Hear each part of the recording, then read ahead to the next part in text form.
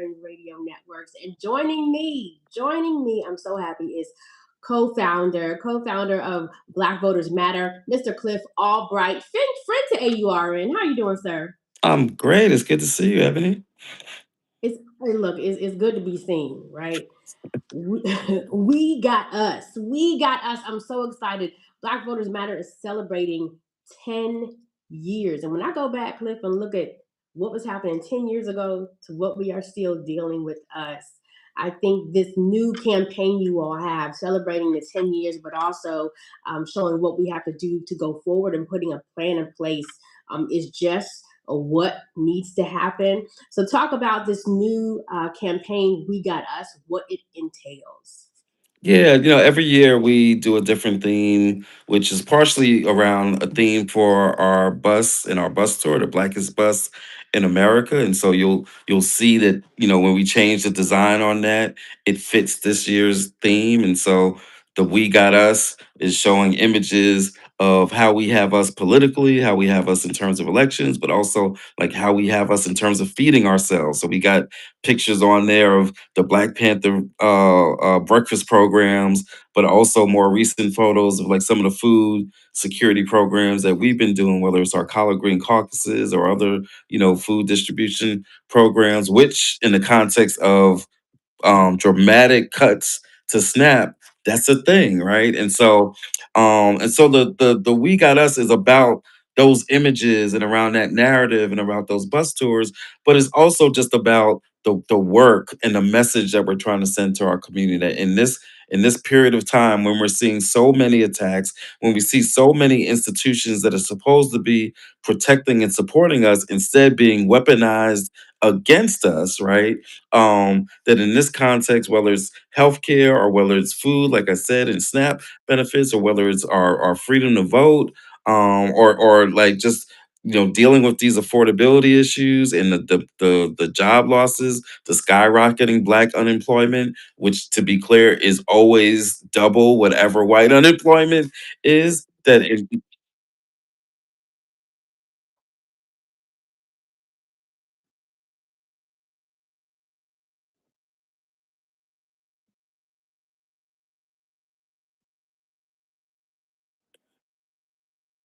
Nope, nope, they didn't want to bring that up. So you got that going on. You've got us being like pushed out of the military. Like I know about the latest, Black folks, majors, generals, major generals, etc. Um,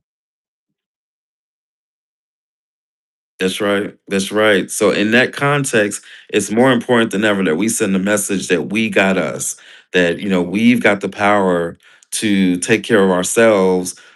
Which is not to excuse like those who have power, because at the end of the day, we pay taxes and we need to get the benefit of those taxes. But it is to say that we've got the power to like develop these models, to strengthen the models. Even in terms of like education, like we're talking about this May Day coming up, and how part of the May Day of absences, like no work, no shopping, no school. Well, what do you do if you got young folks that aren't going to school?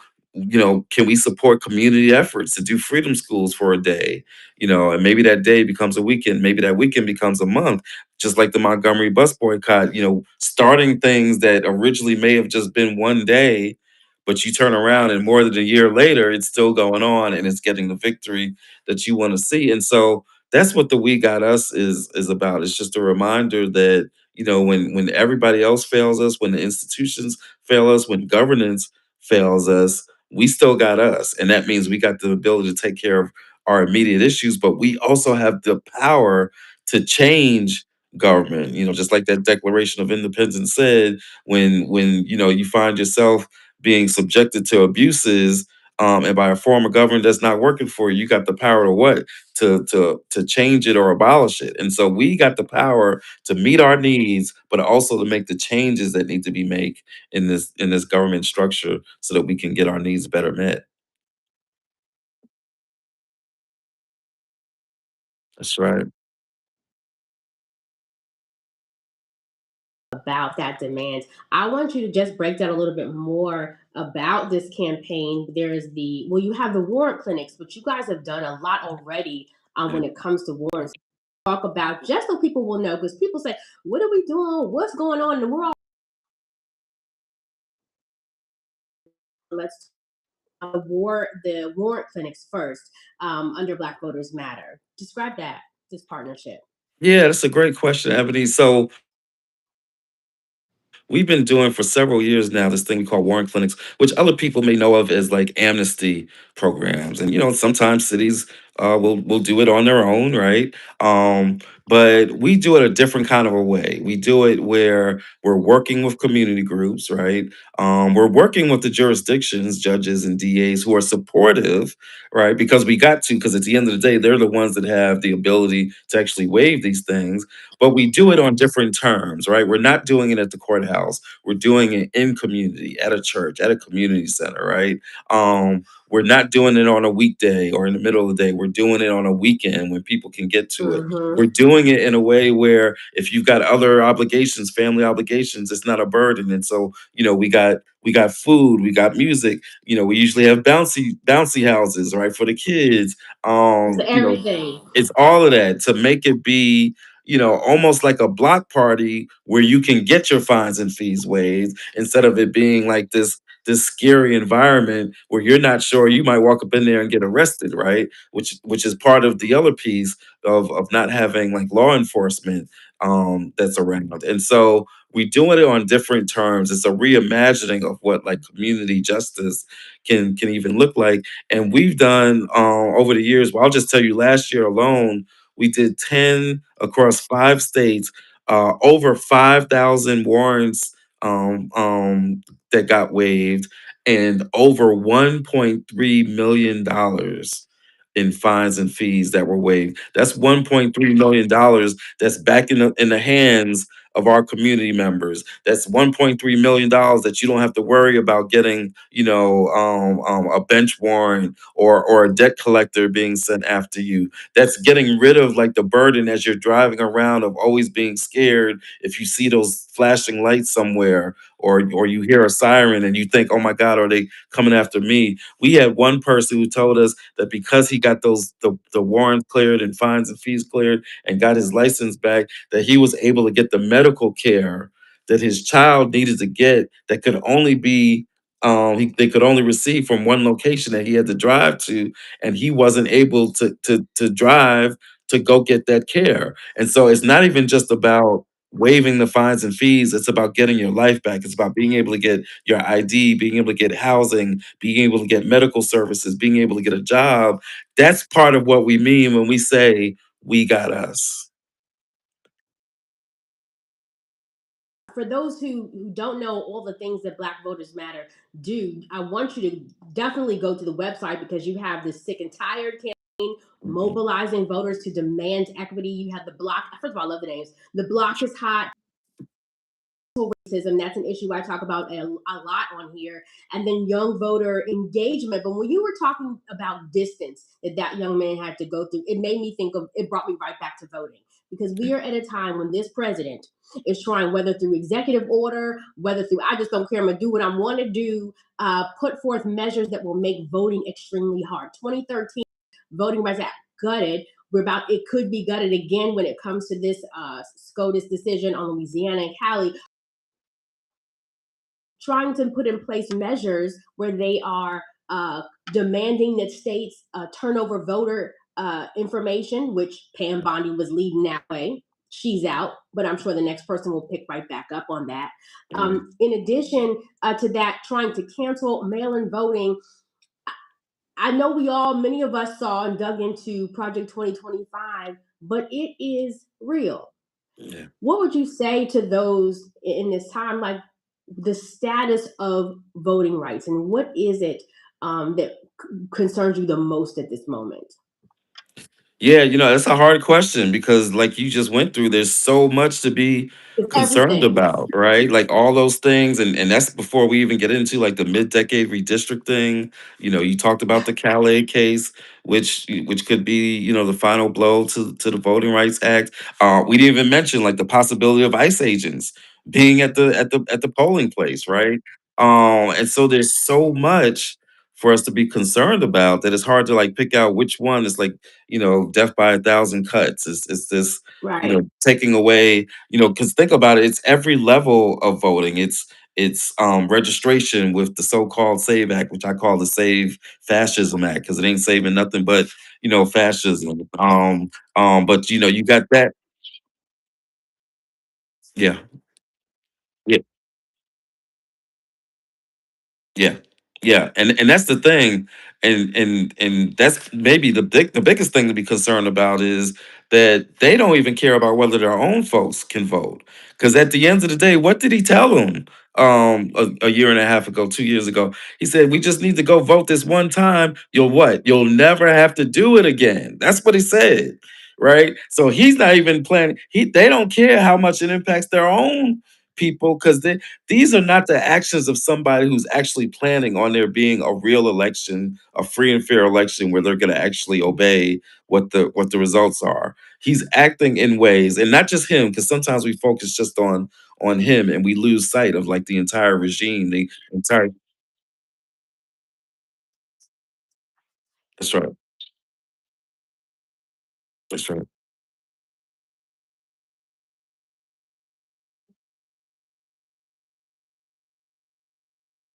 It's all by design. It's laid out in Project 2025, as you've said. And Project 2025 is no longer like a document. It's policy, right? At least most of it, because there's still parts of it that they're trying to get to.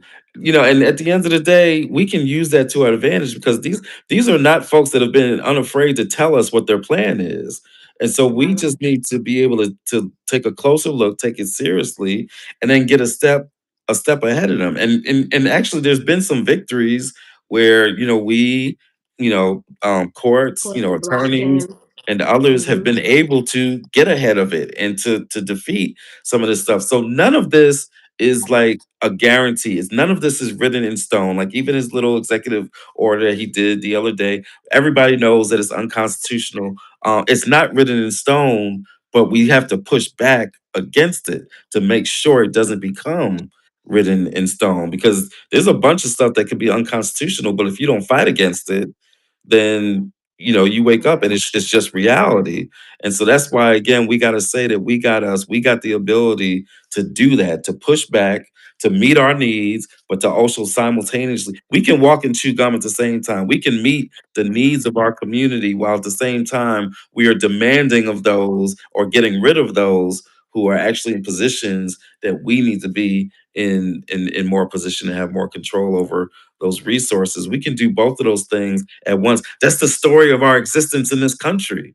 It's Right. always been how do we fight to to maintain our survival and our culture within the slave system, even as we're working to abolish and Yeah. end that slavery system, right? That's always been how are we living within the context of Jim Crow and meeting our needs and educating our children and doing all of that, even as we are fighting to end Jim Crow. That has always been the duality of our existence in this country, but we're trying to fight to make sure that that does not always have to be the reality of our existence in this country.